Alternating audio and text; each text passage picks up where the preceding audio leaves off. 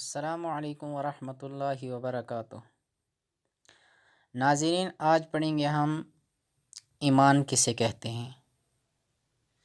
اس کو سمجھیں گے بھی اور ذہن میں بھی بٹھائیں گے تاکہ ایمان کا جو صحیح مفہوم ہے وہ ہمارے دل و دماغ میں بیٹھ جائے۔ ایمان کہتے ہیں دل سے گواہی دینا اور زبان سے اقرار کرنا۔ کس چیز کی گواہی دینا اور کس چیز کا اقرار کرنا؟ اللہ کے سوا کوئی معبود نہیں اور محمد صلی اللہ علیہ وسلم اللہ کے بندے اور رسول ہیں۔ ذرا تفصیل میں جائیں گے تو غور سے دیکھنے پر ہمیں معلوم ہوتا ہے کہ دو چیزوں سے ماننا ہے اور دو ہستیوں کو ماننا ہے، اس کا نام ہے ایمان۔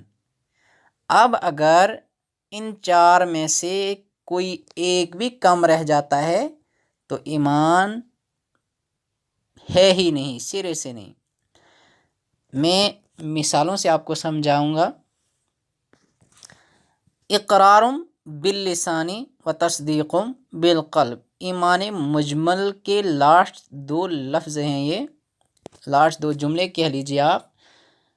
اقرار باللسان، زبان سے اقرار کرنا، و تصدیق بالقلب، اور دل سے گواہی دینا۔ اب اگر کوئی شخص زبان سے تو کہتا ہے، اقرار باللسان کو تو مانتا ہے، زبان سے کہتا ہے کہ اللہ ایک ہے، اس کے سوا کوئی معبود نہیں اور محمد صلی اللہ علیہ وسلم اللہ کے رسول ہیں، لیکن دل سے وہ نہیں مانتا ہے، تو ایسا شخص ایمان والا نہیں ہو سکتا ہے۔ مثال اس کی، حضور پاک صلی اللہ علیہ وسلم کے زمانے میں منافق لوگ ہوا کرتے تھے، آج کے دور میں بھی ہو سکتے ہیں، لیکن تب کے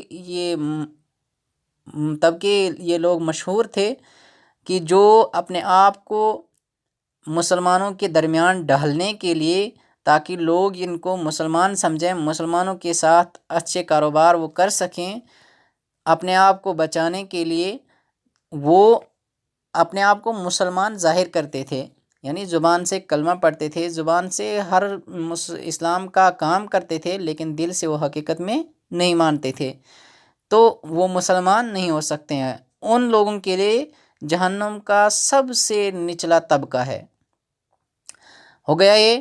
پھر ہے وتصدیق بالقلب، یعنی دل سے گواہی دینا۔ اس کی مشہور مثال ہے حضرت ابو طالب، حضور پاک صلی اللہ علیہ وسلم کے چچا، یعنی زبان سے اقرار نہ کرنا، دل سے ماننا، و تصدیق بالقلب، دل سے گواہی دیتا ہے ایک انسان لیکن زبان سے کبھی اقرار کیا نہیں، تو ایسا شخص مسلمان نہیں ہو سکتا ہے۔ تاریخ اٹھا کر دیکھیں، سیرت اٹھا کر دیکھیں، حضرت ابو طالب نے اسلام کے پیچھے کیا کیا نہیں کیا ہے۔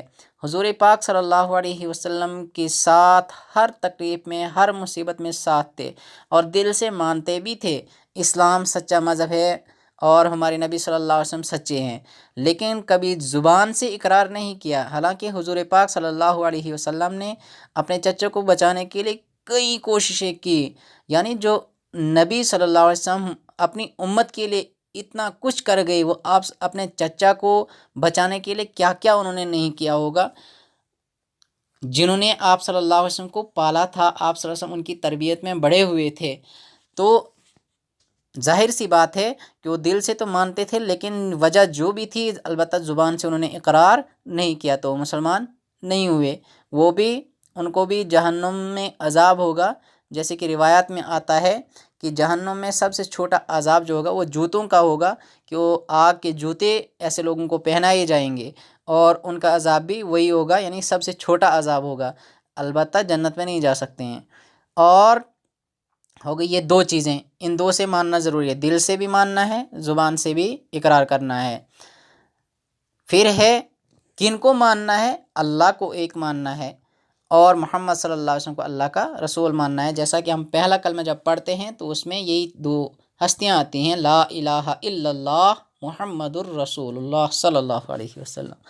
اگر کوئی شخص دل سے بھی مانتا ہے، زبان سے بھی مانتا ہے، لیکن نعوذ باللہ ان دو ہستیوں میں سے یا صرف اللہ کو مانتا ہے یا صرف اللہ کے نبی صلی اللہ علیہ وسلم کو مانتا ہے، ایسا تو اکثر تقریباً نہیں ہوتا ہے کہ اللہ کو کوئی نہ مانے، البتہ اللہ تعالیٰ کے ساتھ شریک ٹھہراتے ہیں، جیسے بتوں کو ان کا شریک ٹھہراتے ہیں، یا گائے کو، یا عیسائی لوگ حضرت عیسیٰ کو بیٹا مانتے ہیں یا شریک مانتے ہیں۔